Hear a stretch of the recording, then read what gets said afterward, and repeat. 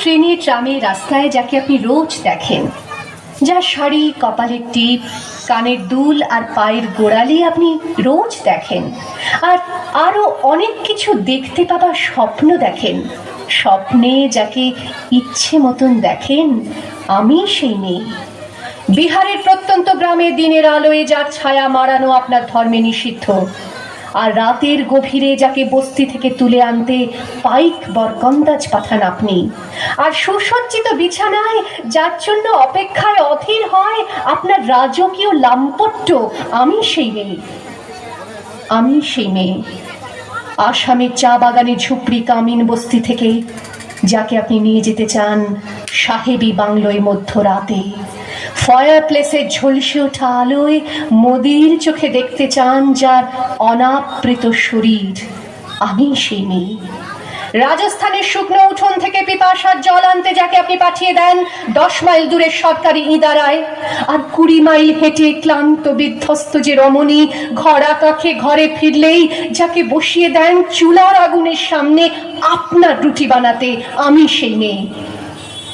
আমি সেই মেয়ে যাকে নিয়ে আপনি মগ্ন হতে চান গঙ্গার ধারে কিংবা ভিক্টোরিয়ার সবুজে কিংবা সিনেমা হলের নীল অন্ধকারে, যার চোখে আপনি এঁকে দিতে চান ঝুটো স্বপ্নের কাজল আর ফুরিয়ে যাওয়া সিগারেটের প্যাকেটের মতো যাকে পথের দুপাশে ছুঁড়ে ফেলে আপনার ফুল সাজানো গাড়ি শুভ বিবাহ সুসম্পন্ন করতে ছুটে যায় শহরের পথে।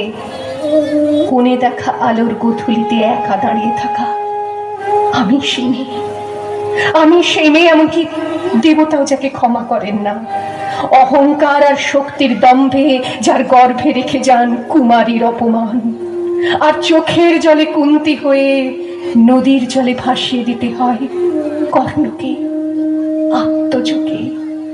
আমি সেই মেয়ে। সংসারের অসময়ে আমি ভরসা, আমার ছাত্র পড়ানো টাকায় মায়ের ওষুধ কেনা হয়, আমার বাড়তি রোজগারে ভাইয়ের বই কেনা হয়, আমার সমস্ত শরীর প্রবল বৃষ্টিতে ভিজতে থাকে, কালো আকাশ মাথায় নিয়ে আমি ছাতা হয়ে থাকি, ছাতার নিচে সুখে বাঁচে সংসার।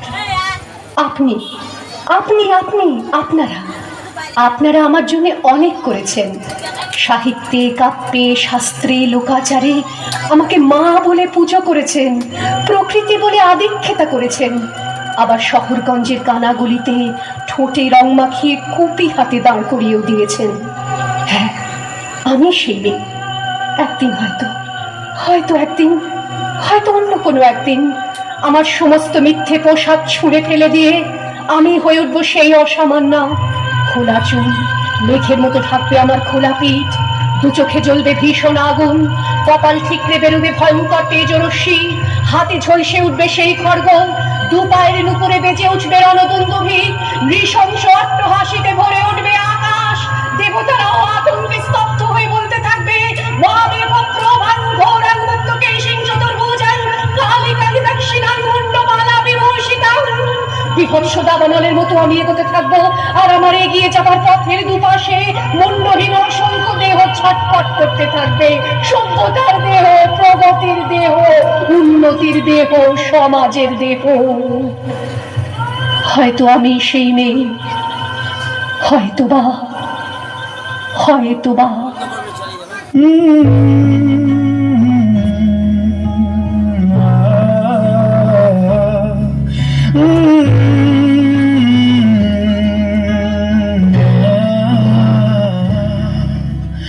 জমছে এক পাহাড় অসহ্য বিচার, স্তব্ধ হয়েছিল তারা ব্যস্ততা হাজার, তাই যে নাই খেয়াল পেছনে দেয়াল, যে যেমন সে নিচ্ছি মেনে নাম দিয়ে কপাল, কেউ মরণ অকাল, কেউ ভয়ে কাতর, কেউ বাণীর উপায় না সহায় হয়ে পাথর। আর কবে আর কবে আর কবে আর কবে আর কবে আর কবে আর কবে আর কবে আর কবে আর কবে আর কবে আর কবে কণ্ঠ শক্তি পাবে, আর কবে চিত্ত স্বাধীন হবে, আর কবে সিক্ত হবে হৃদয়, আর কবে শির উঠে দাঁড়াবে, আর কবে আর কবে আর কবে আর কবে আর কবে আর কবে আর কবে আর কবে